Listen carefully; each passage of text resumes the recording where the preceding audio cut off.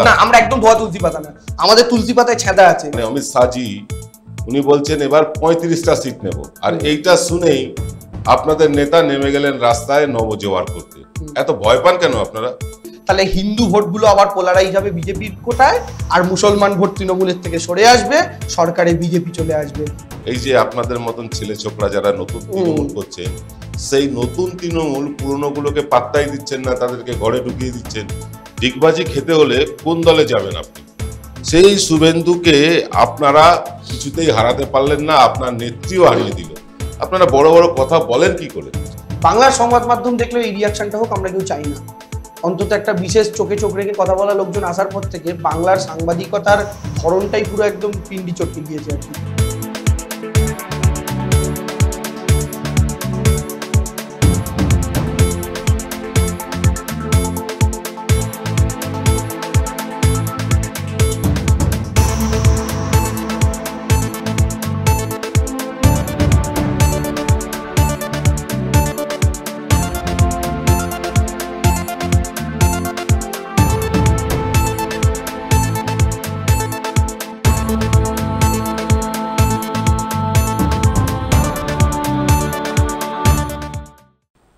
নমস্কার, আমি প্রবীর বিশ্বাস। আপনারা দেখছেন এনকে ডিজিটালের একটা বিশেষ পর্ব। আমাদের বিশেষ পর্বে আজকে আছেন দেবাংশু ভট্টাচার্য। দেবাংশু ভট্টাচার্যকে আমাদের স্টুডিওতে আমরা স্বাগত জানাচ্ছি। আজকে আমরা অনেক রকম প্রশ্ন করব দেবাংশুকে, কারণ দেবাংশুকে নিয়ে অনেকের অনেক আগ্রহ আছে। আপনারা অনেকে অনেক সময় আমাদেরকে বলেন যে কেন দেবাংশুকে আপনারা আনেন না। তো আজকে এনেছি আপনাদের সামনে দেবাংশুকে, আর আপনাদের প্রশ্নগুলোই করব। আপনাদের প্রশ্নগুলো করার মানে এটা না যে দেবাংশুকে আমার কথাও বলবো না, যাকে ছেড়ে দিন, সব আলোচনা পরে হবে। আগে আমরা দেবাংশুর সাথে কয়েকটা কথা বলে নিই। দেবাংশু, আপনি জানেন যে এই দেশ হচ্ছে গিয়ে সাধু সন্তদের দেশ। এই দেশে আমাদের প্রধানমন্ত্রী স্বয়ং গেরুয়া পরে গুহাতে গিয়ে ধ্যান করেন। আপনারা কি শুধুই চুরি করেন? হ্যাঁ দেখুন, আপনি তো দেখে মনে হচ্ছে একজন বড় সড় ভক্ত। তা আপনি যদি একজন বড় সড় ভক্ত হয়ে থাকেন, তার মানে নিশ্চয়ই আপনি রামায়ণ সম্পর্কে আপনার সম্যক ধারণা আছে। তো যদি রামায়ণ সম্পর্কে আপনার সম্যক ধারণা থাকে, তার মানে আপনি খুব ভালো মতো জানবেন যে রাবণ যখন সীতাকে হরণ করতে এসেছিলেন, তিনি কিসের বেশে এসেছিলেন? সাধুর বেশে এসেছিলেন, তাই তো? কিন্তু এই লক্ষণ একটা রক্ষণ গণ্ডি টেনে দিয়েছিল, সীতাকে বারবার বলেছিল বেরোবেন না, বেরোবেন না, বেরোবেন না। সেই লক্ষণের রোলটা প্লে করেছিলেন মমতা বন্দ্যোপাধ্যায় 2014 সালে। দাগ টেনে দিয়ে পাবলিককে বলেছিলেন বেরোবেন না, বেরোবেন না, বেরোবেন না। এবার পাবলিক কোনোভাবে বোঝেননি, 2019 পুলবামা দেখে বোঝেননি। তোরম একজন সাধু বাবা এসছে, তাকে ভিক্ষা দিতে হবে। যেমন আমাদের আরেকজন সাধু বাবা, মানে আপনি যার ভক্ত, তিনি বলেছিলেন হাম তো ঝোলা লেকে নিকাল পারেঙ্গে। না দেখুন, আপনি আমাদের রাম সম্বন্ধে কোনো কথা বলবেন না, লক্ষণ সম্বন্ধে বলবেন না। এই রামের মধ্যে কি নাথুরাম পড়ছে? না, ওইসব কথা বলবেন। নাথুরাম তো ভগবান, ছেড়ে দিন। নাথুরাম তো ভগবান, সবাই জানে। আপনারা মানেন না, সেটা আপনাদের ব্যাপার। কিন্তু আপনারা রাম নিয়ে বলছেন, ওদিকে মুসলিমদের তোষণ করবেন। আচ্ছা, আপনি নাথুরামকে ভগবান মনে করেন? সবাই মনে করে। আচ্ছা, আপনার প্রিয় ভারতবর্ষের এই মুহূর্তের প্রিয় নেতা কি? আমাদের ভারতবর্ষে একটাই নেতা, যশস্বী প্রধানমন্ত্রী। আর কি আছে? তো আপনার প্রধানমন্ত্রী তো আপনার একে ভগবান মনে করে না। তিনি তাহলে আপনার ভগবান যাকে মার্ডার করলো, তার ছবি, তার চশমা দিয়ে কেন স্বচ্ছ ভারত করছে বলুন তো? আরে বাবা, প্রচার করতে গেলে সব লাগে, আপনি বোঝেন না। এটা মুখোশ। মুখোশ তো সবার মুখোশ আছে। দেখুন ভাই, একটা কথা, আপনার প্রিয় নেতা মুখোশধারী। আপনি মুখোশধারী বলতে পারেন, মুখোশধারী আপনি বলতেই পারেন। মুখোশের মধ্যে কোনো ভুল নেই, সবাই মুখোশ পরে ঘোরে। এই যে আপনার দিদি, এই যে সুতির শাড়ি পরে, হাওয়াই চটি পরে, এগুলো কি লোক দেখান? ওনার কি সুতির শাড়ি ছেড়ে ছাপা শাড়ি পরার, দামি শাড়ি পরার পয়সা নেই? ঠিক বলেছেন এটা। যেমন ধরুন, মুখ আর মুখোশের তফাৎ কখন বোঝা যায়? যখন মানুষের মুখটা মুখোশ থেকে বেরিয়ে আসতে চায়, তাই তো? তো আমাকে একটা কথা বলুন, মমতা বন্দ্যোপাধ্যায়ের এই মুখটা কখনো বেরিয়ে আসতে চেয়েছে নাকি? যিনি চা বিক্রি করে একসময় সংসার চালাতেন, তিনি প্রধানমন্ত্রী হওয়ার পরে যখন 10 লাখের স্যুট পরে নিলেন, সেটা তার মুখোশ বেরিয়ে চলে এলো। ও, আমাদের প্রধানমন্ত্রী যদি 10 লাখের স্যুট পরে, আপনাদের বড্ড জ্বালা লাগে না? দেশের সম্মানের কথা ভাববেন না। একটা দেশের প্রাইম মিনিস্টার আর একটা দেশের রাষ্ট্রপতির সাথে দেখা করছেন, তিনি কি ওই সুতির জামা পরে যাবেন? ঠিক। এবার আপনি আমার একটা কথা বলুন তো, ভারতবর্ষের মধ্যে লাস্ট 4-5 বছরে সবচেয়ে বেশি বিদেশ থেকে আমন্ত্রণ পেয়েছেন যে চিফ মিনিস্টার, তার নাম মমতা বন্দ্যোপাধ্যায়, জানেন তো? চীন, রোম, আমেরিকা, তারপর হচ্ছে আপনার বিভিন্ন দেশ থেকে, যেগুলো আবার কেন্দ্র ক্যান্সেলও করেছে। ওই তাদের তো মনে হলো না সাদা শাড়ি হাওয়াই চপ্পল পরা একটা মহিলা, তাকে ডাকবো না, বিদেশে মান সম্মান নষ্ট হবে। তারা যদি এই বেশে পোশাক, আচ্ছা আমার একটা কথা বলুন তো, গান্ধীজি যখন লন্ডনে গিয়ে ওই ওদের এই সিঁড়ি দিয়ে হাঁটতে হাঁটতে ওপরে ভেতরে চলে গেছিলেন, দুজন মানুষকে ব্রিটিশ পুলিশ আটকানোর ক্ষমতা দেখায়নি ওদের দেশে, তার মধ্যে একজন রবীন্দ্রনাথ ঠাকুর, একজন গান্ধীজি। রবীন্দ্রনাথ ঠাকুর সুটেড বুটেড তার জোব্বায় গেছিলেন, গান্ধীজি কিন্তু এই ল্যাঙ্গট পরে উঠে গিয়েছিলেন দাদা। তখন তো আপনার তাহলে তো বলতে হবে গান্ধীজিও দেশে সম্মান নিয়ে খেলেছেন। এসব কথা ছাড়ুন, হয়ে গেল না এসব কথা ছাড়ুন, হয়ে গেছে। না না না দেখুন, আমি হচ্ছি ভক্ত কবির, আমি ভক্ত কবির স্বীকার করে নিচ্ছি। আপনি কি জানেন যে গরুর দুধে যে কুঁজ থাকে, সেই কুঁজে একটা স্বর্ণলালি থাকে, সেই স্বর্ণলালিতে যখন সূর্যের আলো এসে পড়ে তখন সেখান থেকে সোনা তৈরি হয়। সেই রকমই সোনার ছেলে হচ্ছে গিয়ে শুভেন্দু। সেই শুভেন্দুকে আপনারা কিছুতেই হারাতে পারলেন না, আপনার নেত্রীও হারিয়ে দিল। আপনারা বড় বড় কথা বলেন কি করে?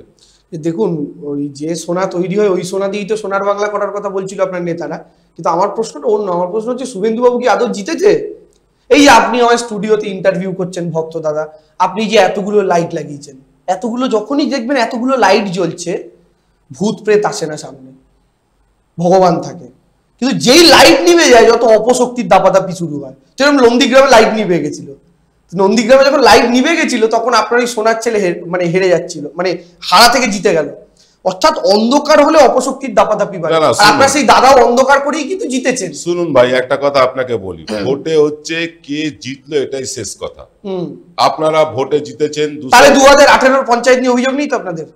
না কেন অভিযোগ থাকবে? এই তো বললে ভোটে জিতলে শেষ কথা। না, আপনারা তো মারপিট করে জিতেছেন, ভোটে জিতলে ভোটে দাঁড়াতে দেননি আপনারা। আমাদের কথা বাদ দিন, তখন তো আপনার এই সোনার ছেলেই আমাদের দলে ছিল, থেকে তো এইসব কাণ্ডগুলো করিয়ে গেছে, যে পরে আমি বিজেপিতে গিয়ে গালাগাল করতে পারবো। মানে এই সোনার ছেলেরই সব দোষ, আর আপনারা সব ধোয়া তুলসী পাতা? না, আমরা একদম ধোয়া তুলসী পাতা না, আমাদের তুলসী পাতায় ছেঁদা আছে। কারণ হচ্ছে আমরা এই সোনার ছেলেকে চিনতে পারিনি, এটাই আমাদের দোষ। এবং এই দোষের জন্য আমরা আজও কান ধরে বাংলার মানুষের কাছে ক্ষমা চাই, যে আমরা দুধ কলা দিয়ে কালসাপ পুষেছিলাম, সেই কালসাপ আমাদের শুধু ছবল মারেনি, বাংলার মানুষকেও ছবল মারছে, আমরা ক্ষমা প্রার্থী। এবং এই দোষের জন্য যদি ডন্ডি কাটতে আমরা ডন্ডি কাটবো, কিন্তু এ দোষ আমরা স্বীকার করতে রাজি আছি। আমরা কথা বলছি ভাটাংশু না দেবাংশুর সাথে। দেবাংশু খুব চিল্লে, এই ভাটাংশু নামটা হচ্ছে আপনার ওই সোনার ছেলের দেওয়া। যাই হোক, আপনার নামটা মোটামুটি আমরা সবাই ভাটাংশুই জানি। আপনার কিছু কিছু ফ্যান ফলোয়ার আছে, তারা দেবাংশু বলে, দেব বলে, কত কি বলে।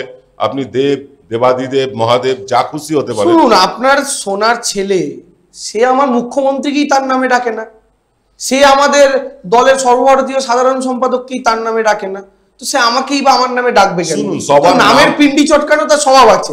এবার ব্যাপারটা হচ্ছে নামের পিন্ডি চটকেছে, তার কারণ হচ্ছে যে তার নামের পিন্ডিটা পাবলিক চটকে ছিল। ওই একটা গান হয়েছিল না, যে চোর চোর চোরটা শিশির বাবুর ছেলেটা, তো এটার পর তার যে নামের পিন্ডিটা চটকে ছিল, ও ভেবেছে আমাকে চোর চোর চোরটা নাম বলেছে, আমিও সবার নামের পিন্ডি চটকাই, তো চটকাতে শুরু করেছে। তো পিন্ডি চটকাতে চটকাতে যেটা হয়েছে, যে নামের পিন্ডি চটকাতে চটকাতে ভুল করে বিজেপির পিন্ডিটাও চটকে দিয়েছিল, 5 আঙুলের ফাঁক থেকে পিন্ডি বেরিয়ে এসছে। না, সেসব কথা নয় হলো, কিন্তু দেখুন এই যে আপনি অনেক চিল্লালেন লাস্ট নির্বাচনে যে খেলা হবে খেলা হবে, ওদিকে নির্বাচন কমিশন আপনাদের সাথে খেলা করে দিল, আঞ্চলিক দল হয়ে গেলেন, এবার পাড়ার দল হয়ে যাবেন। এটা তো ভালো জিনিস।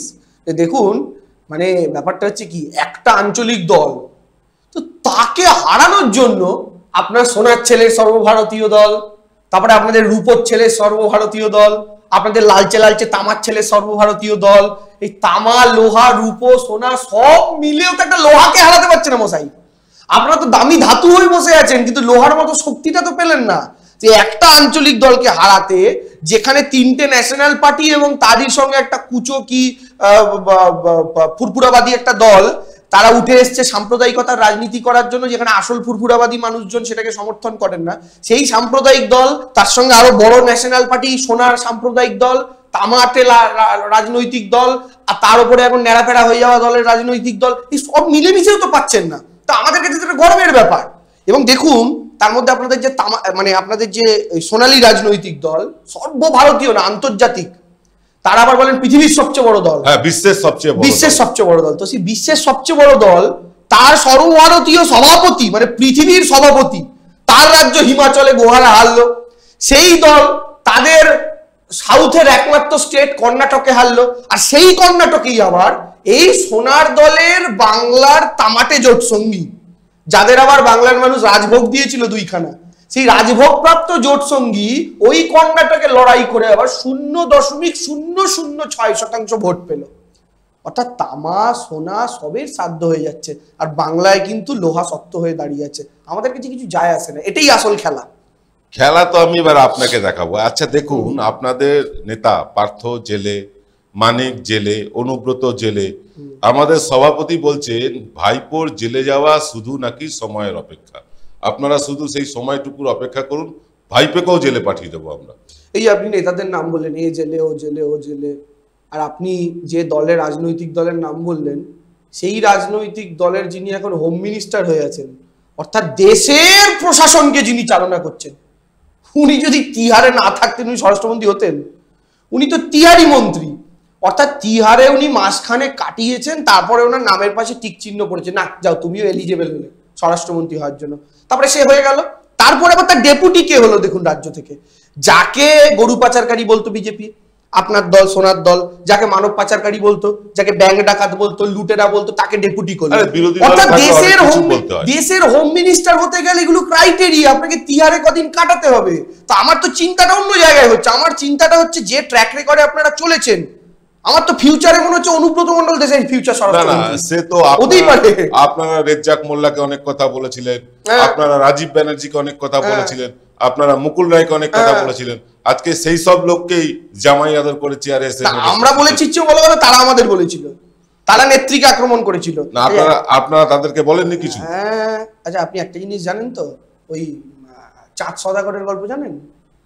চাঁদ সদাগর বাঁ হাতে মনসা পুজো করা, এদের রাজনৈতিক পরিণতির ক্ষেত্রে আপনি যদি দেখেন একই গাঢ় হয়েছে। তা আমাদের বক্তব্যটা অন্য। আমরা তো একজন তৃণমূল কংগ্রেস কর্মী হিসেবে খুশি হই যে আমার নেত্রীকে কালকে কটু কথা বললো, আজকে সে আমার নেত্রীর হাঁটুর কাছে বসে বলছে আমায় একটু জায়গা দাও তোমার মন্দিরে বসি। তো সেই মন্দিরের যদি আপনি ভক্ত হন, আপনার ভালো লাগবে না যে অন্য মন্দির ছেড়ে একজন ভক্ত আপনার মায়ের মন্দিরে এসে স্থান নিচ্ছে? তো আমাদের তো সেটাই ভালো লাগছে।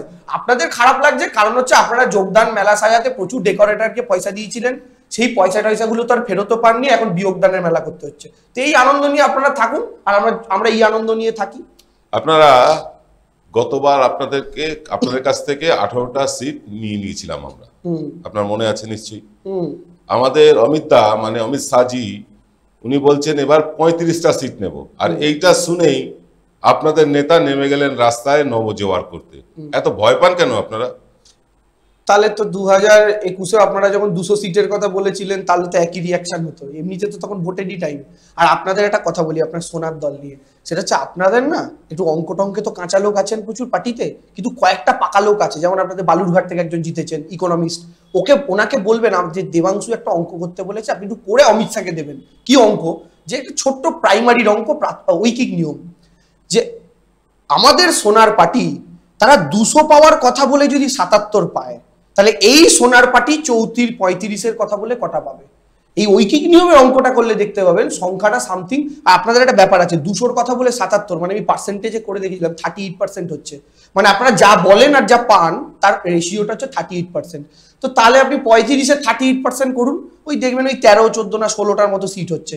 তো তাহলে আপনারাই প্রথমে 13টা নামিয়ে দিলেন, আপনারাই কমিয়ে দিলেন, আর তারপরে তো দাঁড়িয়ে বাস্তবতার ভিত্তিতে, রাজনৈতিক ভিত্তিতে আপনারাও জানেন কি সিট আপনারা জিতবেন কি জিতবেন না।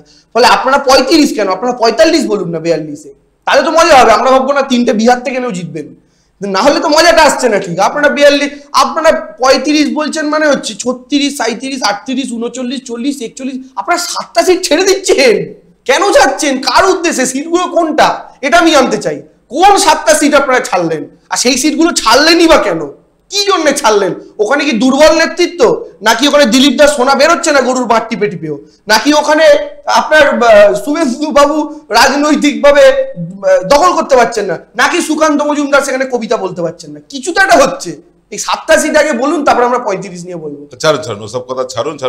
আপনাদের সম্বন্ধে একটা অভিযোগ হচ্ছে, আপনারা যারা নতুন তৃণমূল, এই যে আপনাদের মতন ছেলে ছোকরা যারা নতুন তৃণমূল করছেন, সেই নতুন তৃণমূল পুরনো গুলোকে পাত্তাই দিচ্ছেন না, তাদেরকে ঘরে ঢুকিয়ে দিচ্ছেন। সেই লোকগুলোই তো এখন ঘুরে ঘুরে আসছে আমাদের কাছে।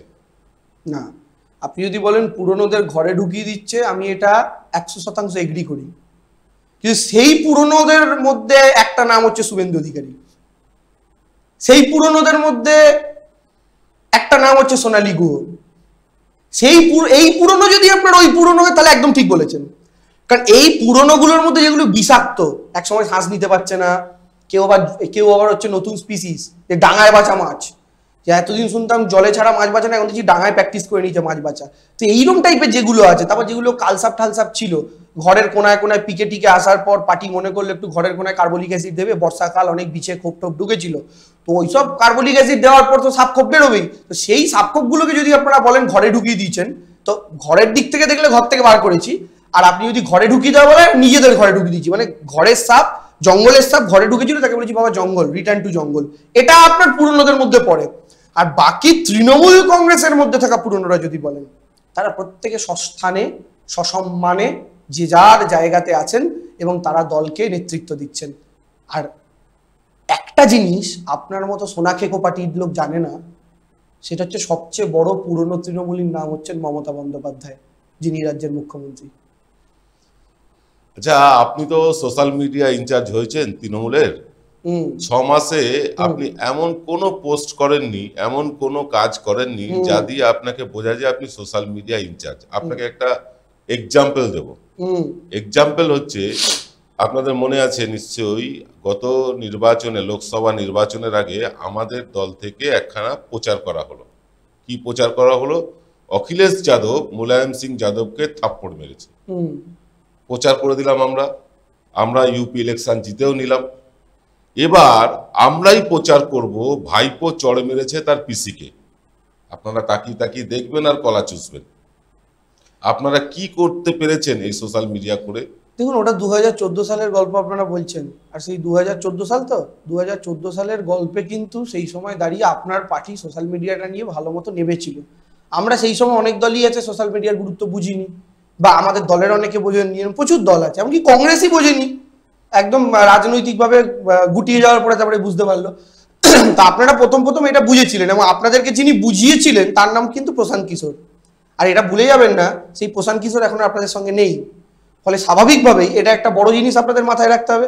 আর 2 নম্বর কথা মাথায় রাখতে হবে, দেখুন আপনাদের আইটি সেল আর আমাদের আইটি সেলের একটা তফাৎ আছে। আপনাদের আইটি সেল টুইট পিছু, কমেন্ট পিছু 2 টাকা ক্রেডিট হয়, ঠিক আছে, কিন্তু আমাদের কিন্তু এই সমস্ত ব্যাপার নেই। আমরা দিদির প্রতি আবেগে করি। আমাদের কর্মীরা যারা আসেন দলের, তাদের প্রচুর কাজকর্ম করতে হয়, তারা তো মাইনে পান না পার্টির থেকে। আপনার দলের মতো, আপনার দল হচ্ছে আইটি সেল পোষে, অফিসে কাজ করে, এবং ওইটাই মাইনে 24 ঘন্টা তারা করছে। ফলে 24 ঘন্টা ফেক নিউজ টাইপ, 24 ঘন্টা একে খিস্তি করা, ওকে গালাগাল করে, এগুলো আপনাদের কর্মীরা করে। আর আমাদের কর্মীরা কাজ করে দিনের শেষে সন্ধ্যেবেলা ফেসবুকটা খুলে কমেন্ট বক্সে লড়াই করে, সত্যি খবর প্রচার করে, উন্নয়নের কাজ করে। আমরা লোকের পেছনে কাটি কম করি, আমরা রাজ্যের ভালো জিনিসটা প্রচার বেশি করি। তো ফলে এটাই আপনাদের সঙ্গে আমাদের তফাৎ। তো আপনারা নেগেটিভের লড়াই লড়ুন, আমরা পজিটিভের লড়াই লড়ি। 21-এ আপনারা নেগেটিভের লড়াই লড়ে 77, আমরা পজিটিভের লড়াই লড়ে 213। এবার দেখা যাক আবার পজিটিভ জেতে না নেগেটিভ জেতে। শুনুন, একটা কথা বলি আপনাদেরকে। আপনারা একটা আঞ্চলিক দল, ছোট পার্টি, বাংলার মধ্যে আছেন, গোয়ায় গিয়ে কিছু করতে পারেননি, ত্রিপুরায় পারেননি, মেঘালয় পারেননি, কিছু করতে পারেন না আপনারা। আপনাদের এত টাকা, অনেক টাকা।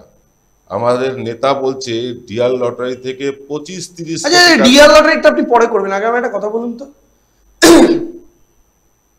গোয়ায় গিয়ে আমরা 8% ভোট পেয়েছি, মেঘালয়ে গিয়ে আমরা 16% ভোট পেয়েছি, কেরালায় আপনার ভোট কত, তামিলনাড়ুতে আপনার ভোট কত?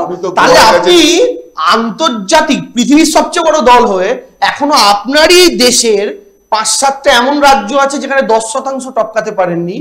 এত বছর রাজনীতি করে পৃথিবীর সবচেয়ে বড় দল হয়ে প্রধানমন্ত্রী আপনার, দেশের 350 এমপি আপনার, তারপরেও পারেননি। দেশের 15-16টা সরকার আপনার, তারপরেও পারেননি। আর আমি এমন একটা পার্টি যেটাকে আপনি আঞ্চলিক পার্টি বলছেন, সে মেঘালয় প্রথমবারের জন্য ঢুকেই 5টা এমএলএ, গোয়াতে প্রথমবারের জন্য ঢুকেই 8% ভোট। আপনাদের তো আমাদের পায়ে পড়ে শেখা উচিত, অভিষেক ব্যানার্জির পা টিপে টিপে শেখা উচিত কি করে একটা নতুন জায়গায় ধান চাষ করতে হয়, জমি চাষ করতে হয়। আপনারা আমাদেরকে জ্ঞান দিচ্ছেন। না, চাষের কথা পরে হবে, আগে আপনি ডিয়ার লটারির কথা থেকে পালিয়ে যাচ্ছেন। বলুন। আমাদের নেতা বলছে ডিয়ার লটারি থেকে আপনার দল 25-30 কোটি টাকা ইলেকটোরাল বন্ডে পাচ্ছে। লজ্জা করে না লটারির টাকা নিতে আপনাদের? নরেন্দ্র মোদী তো ইলেকটোরাল বন্ড চালুই করেছিলেন এই জন্য যে কারা কোন পার্টিকে চাঁদা দিচ্ছে যেন কেউ জানতে না পারে। তো শুভেন্দু অধিকারী জানলেন কি করে ডিআর লটারির টাকা কোন পার্টির ফান্ডে যাচ্ছে? আরে খবর আছে আমাদের কি করে কাছে, খবর আছে? আমাদের না বড় না না, নেতা, তাহলে তো আরে আপনি, সব খবর রাখতে তাহলে হবে। তো আপনার সোনার পার্টি, সোনার ছেলে আপনার সোনার প্রধানমন্ত্রীকে টার্গেট করছে। কারণ প্রধানমন্ত্রী এটা এনেই ছিলেন বিজনেসম্যানদের সিকিউরিটির জন্য, যে কে কোন রাজনৈতিক দলকে চাঁদা দিচ্ছে সেটা আর কোন রাজনৈতিক দল যেন জানতে না পারে। না, এটা শুনুন, বিজনেসম্যানদের স্বার্থে এনেছিলেন। শুনুন, তাহলে জানতে পারলেন কি করে এটা আমার বলুন। আমাদের ইন্টেলিজেন্স আছে ভাই, শুনুন।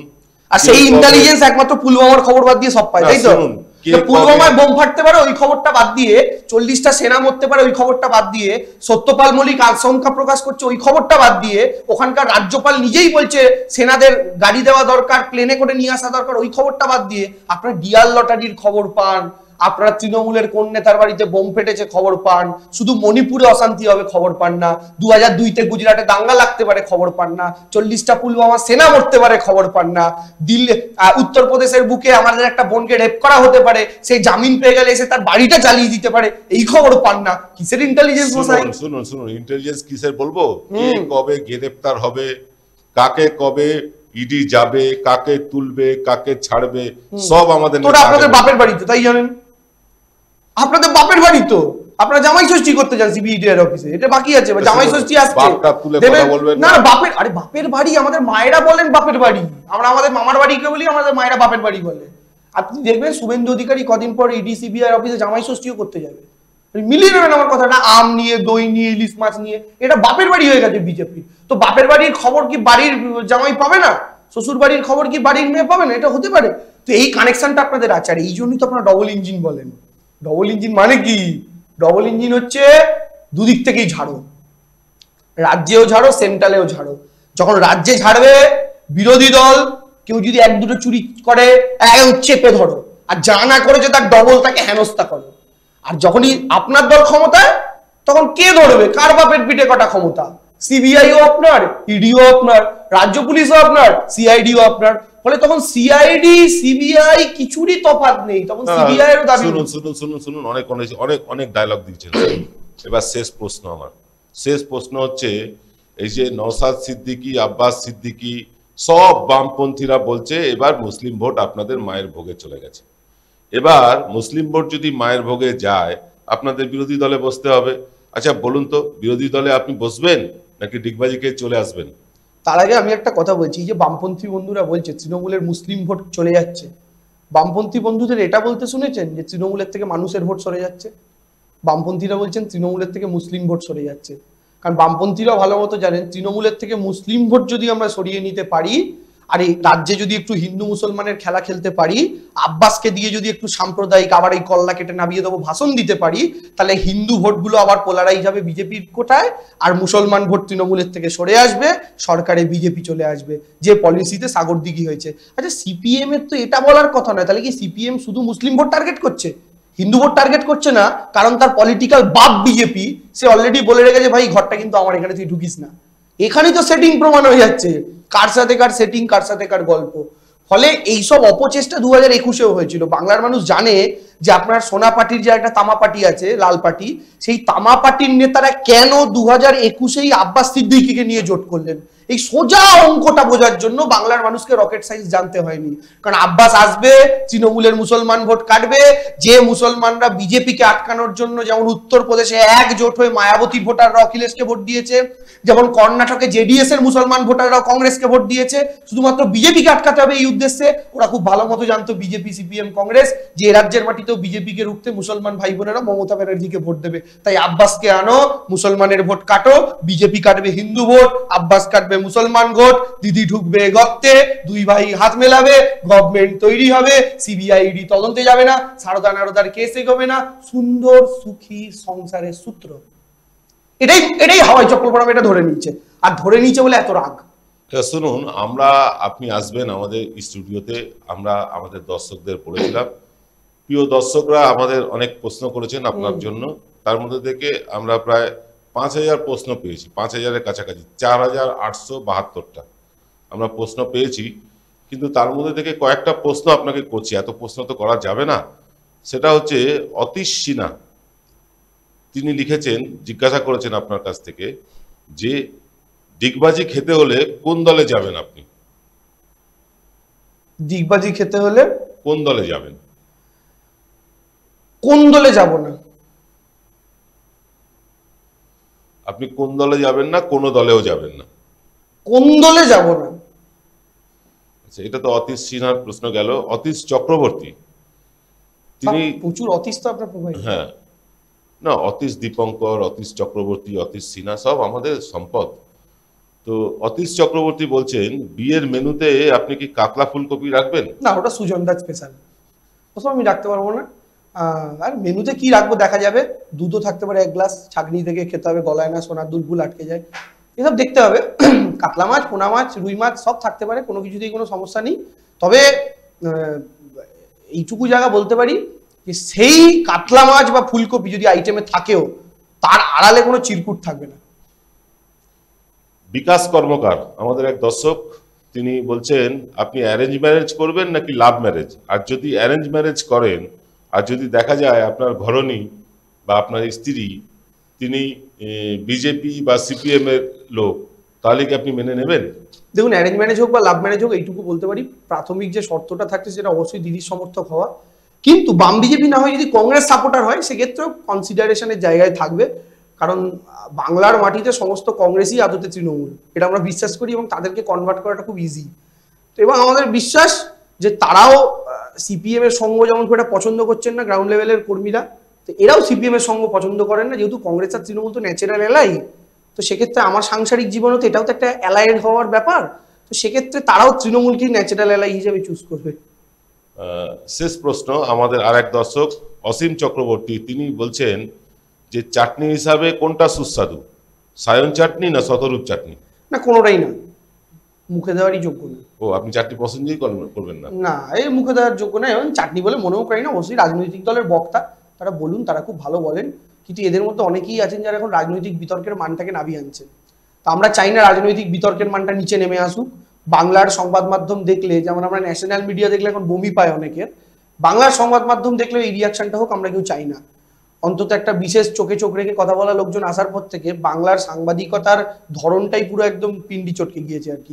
তো সেই জিনিস থেকে আমরা বিশ্বাস করি যে সবাই বেরিয়ে আসুন, এসে ভালো সুস্থ স্বাভাবিক রাজনৈতিক যুক্তিগ্রাহ্য বিতর্ক হোক, এবং সেই বিতর্কে মানুষ যেন কনফিউজড হয়ে টিভি না বন্ধ করে দেন, বরং একটা ডিবেট শো দেখার পর মানুষ যেন একটা কনক্লুশনে পৌঁছে টিভিটা বন্ধ করেন। এইটা উদ্দেশ্য নিয়ে সবাই এগোক, তাহলে কোনো চাটনিরও দরকার পড়বে না, বাঁধাকপিরও দরকার পড়বে না। আপনারা শুনলেন, দেবাংশুর সাথে চোখা চোখা প্রশ্ন করলাম, চোখা চোখা প্রশ্নের চোখা চোখা উত্তর আপনারা পেলেন। এই ধরনের অনুষ্ঠান এর আগে আপনারা শো শেষ করার আগে আপনাকে একটা কথা ক্যামেরার সামনে বলে দিতে হবে, সেটা হচ্ছে আপনি তো সোনার পার্টির সাপোর্টার।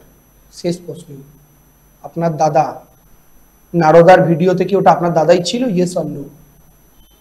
দেখুন, আমি সাংবাদিক, আপনি আমাকে প্রশ্ন করবেন, এটা কি করে? আপনাদের সরকার উত্তরপ্রদেশে হয়েছে, না, ওসব আপনাদের নেতা প্রশ্ন করা যাবে না। সাংবাদিক প্রশ্ন করবে, সাংবাদিককে প্রশ্ন করা যাবে না। ছাড়ুন, আমরা অনুষ্ঠান শেষ করব। এনকে ডিজিটালে প্রথম আপনারা এই টাইপের অনুষ্ঠান দেখলেন, সঙ্গে স্বয়ং দেবাংশু, আপনারা যাকে আমাদের লোকজন যাকে ভাটাংশু বলে জানে, স্বয়ং ভাটাংশু না দেবাংশু, ও যাই হোক, যেটাই হোক, দেবাংশু হোক ভাটাংশু হোক, কিছু তো হলো, ভাট বকে গেল। আপনারা শুনলেন, আপনাদের পছন্দ হলে আপনারা জানাবেন। আবার ভাটাংশুকে নিয়ে এসে এইরকম একখানা আড্ডার আয়োজন করব আপনাদের সঙ্গে। আজ এই পর্যন্ত, সকলে ভালো থাকবেন, নমস্কার। সানি, আমার এত হাসি পাচ্ছে, যখন ও উত্তর দেবে আমাকে দেখাবি না কিন্তু কখনো। আমি না দেখালেও মজা হবে, সবাই না দেখালেও মজা। শোনো, তোর উত্তর প্রবীরদা তো এটা একটা রোল প্লে করছে, সবাই জানে। এক্ষেত্রে প্রবীরদার হাসিটা চাপার চেষ্টা করছে, এটা যখন তুমি দেখাবে তখন পাবলিকও হাসবে।